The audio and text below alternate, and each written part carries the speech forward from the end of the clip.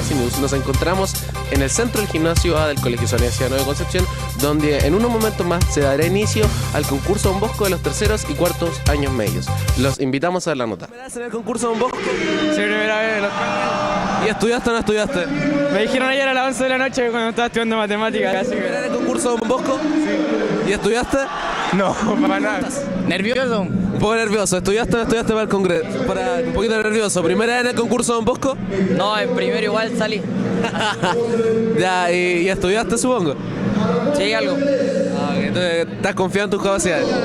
No. Amigo, ¿estudiaste o no estudiaste? Poco, casi nada. Casi nada. ¿Primera vez en el concurso Don Bosco? Sí, la primera vez. El año pasado no salí tampoco. ¿Primera vez en el concurso Don Bosco? ¿Primera vez? ¿Y cómo estudiaste o no estudiaste? Nada. Mecánica automotriz. Amigo, ¿cómo estás? Bien, po. ¿Un poquito nervioso? Sí, más o menos. ¿Primera vez en el concurso Don Bosco? Sí, primera vez. ¿Y estudiaste o no estudiaste? Más o menos, no. Más o menos. Entonces a la vida nomás, o sea, lo que salga. Lo que salga, ¿no? Un comodín, ojalá. De la Alianza del ISOE. ¿Cómo estás? Muy bien, ¿y usted? ¿Cómo está? Muy bien, gracias. ¿Cómo viste el desempeño de tu Alianza? Bien, un poco apresurado, pero con el respectivo repetidor y todo eso, lo tuvimos un poco corto tiempo, los buenos días, pero aparte de eso espero que eso lo bien. ¿En tu Alianza siempre han demostrado ustedes la motivación hacia el concurso Don Bosco? Siempre, pero aparte de la motivación de Don Bosco, la misma alianza, todo lo relacionado con el lado pastoral está muy motivado en esta alianza. Ahora en el caso del concurso Don Bosco fue la pregunta más difícil que yo encuentro que ha aparecido y tiene derecho a ver si equivocado, pues igual. Era difícil, tú dices. Era difícil, pues. O sea, comparado con las otras preguntas, la de nosotros fue la más difícil de todas. ¿Has visto bien a tu Alianza para la Semana Salesiana? Sí, pero motivación no de todos los cursos.